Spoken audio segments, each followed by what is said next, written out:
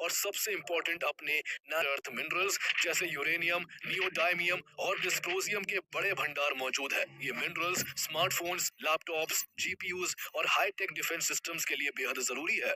आज AI race और semiconductor war अपने चरम पर है और दुनिया की करीब 85 to 90% rare earth supply chain पर चाइना का दबदबा है। यूएस की टेक्नोलॉजी भले ही दुनिया में सबसे आगे हो, लेकिन उसकी सबसे बड़ी कमजोरी उसकी चाइना डिपेंडेंट सप्लाई चेन है। अगर ग्रीनलैंड के रेयर अर्थ रिसोर्सेज भी चाइनीज इन्फ्लुएंस में चले गए तो चीन जब चाहे तब ग्लोबल रेयर अर्थ सप्लाई को रोक सकता है। यही वजह है कि अमेरिका किसी भी कीमत पर ग्रीनलैंड के इन रिसोर्सेज पर अपना प्रभाव चाहता है। ग्रीनलैंड को अक्वायर या डिसाइसिवली कंट्रोल करके यूएस अपनी सप्लाई चेन को डाइवर्सिफाई करना चाहता है और चाइना की मोनोपोली को तोड़ना चाहता है। इसके पीछे एक वजह यह भी बताई जाती है कि ट्रंप का ग्रीनलैंड को लेकर इतना आक्रामक रुख सिर्फ नेशनल सिक्योरिटी तक सीमित नहीं है, बल्कि इसमें उनके बेहद अमीर कॉर्पोरेट और इन्वेस्टर दोस्तों के इंटरेस्ट भी जुड़े हुए हैं। अमेरिका में कई बड़े माइनिंग इन्वेस्टर्स, हेज फंड्स और प्राइवेट इक्विटी ग्रुप्स पहले से ही rare earth minerals, critical metals और आर्कटिक रिसोर्सेज में भारी पैसा लगा चुके हैं। ट्रंप का मानना है कि अगर ग्रीनलैंड अमेरिका को मिलता है तो फ्यूचर की टेक इकोनॉमी में अमेरिका को मैसिव एडवांटेज मिलेगा। इन सब वजहों के चलते ट्रंप हर हाल में ग्रीनलैंड को अमेरिका का हिस्सा बनाना चाहते हैं। जैसे जैसे ग्रीनलैंड की बर्फ पिघल रही है, ये मिनरल्स और ज्यादा एक्सेसिबल होते जा रहे हैं।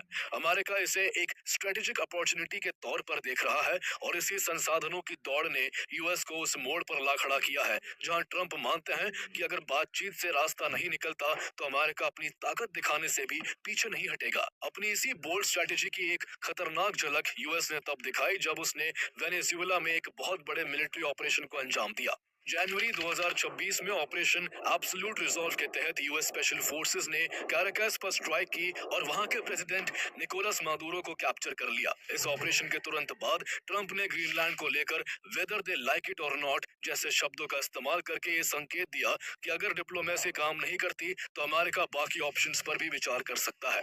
लेकिन इसके बावजूद डेनमार्क और ग्रीनलैंड ने फिर से दो टूक शब्दों में कहा कि ग्रीनलैंड बिकाऊ नहीं है। ट्रंप के लगातार दबाव और बयानों से यूरोपियन पॉलिटिक्स में भी गुस्सा बढ़ता चला गया। डेनमार्क और ईयू के कई नेताओं ने इसे खुली बेशर्मी बताया। इसी गुस्से की सबसे तीखी झलक तब दिखी जब डेनिश एमईपी एंड्रेस विस्टीसेन ने सार्वजनिक मंच से ट्रंप को गाली तक दे डाली। वही ग्रीनलैंड के लोगों का भी सख्त रुख देखने को मिला। भले ही ग्रीनलैंड के 85% लोग डेनमार्क से आजादी चाहते हैं, लेकिन दिलचस्प बात यह है कि जब भी अमेरिका की तरफ से ग्रीनलैंड को खरीदने या वहां कब्जा जमाने की बात आती है तो लोकल लोगों का कड़ा विरोध देखने को मिलता है।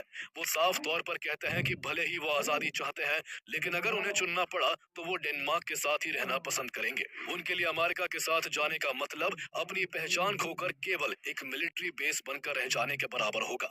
लेकिन इसके बावजूद भी ट्रंप का रुख नहीं बदला। उल्टा उन्होंने मिलिट्री एक्शन लेने की खुली धमकी दे दी कि किसी भी पल अमेरिकन फोर्सेस ग्रीनलैंड पर धावा बोल सकती है। ट्रंप की इस अग्रेसिव अप्रोच के बाद डेनमार्क के साथ साथ फ्रांस, जर्मनी और स्वीडन जैसे यूरोपियन नेटो देशों ने अपने ट्रूप्स ग्रीनलैंड में भेज दिए। इसी पॉइंट पर यह मामला सिर्फ ग्रीनलैंड या डेनमार्क तक सीमित नहीं रहा, बल्कि पूरी दुनिया के लिए खतरे की घंटी बन गया और यह मामला European NATO countries versus America की एक खुली जंग में बदलने लगा। यहाँ शॉर्ट में समझना जरूरी है कि आखिर ये नेटो क्या है। असल में नेटो एक मिलिट्री अलायंस है जिसमें यूरोप और नॉर्थ अमेरिका के 32 देश शामिल है।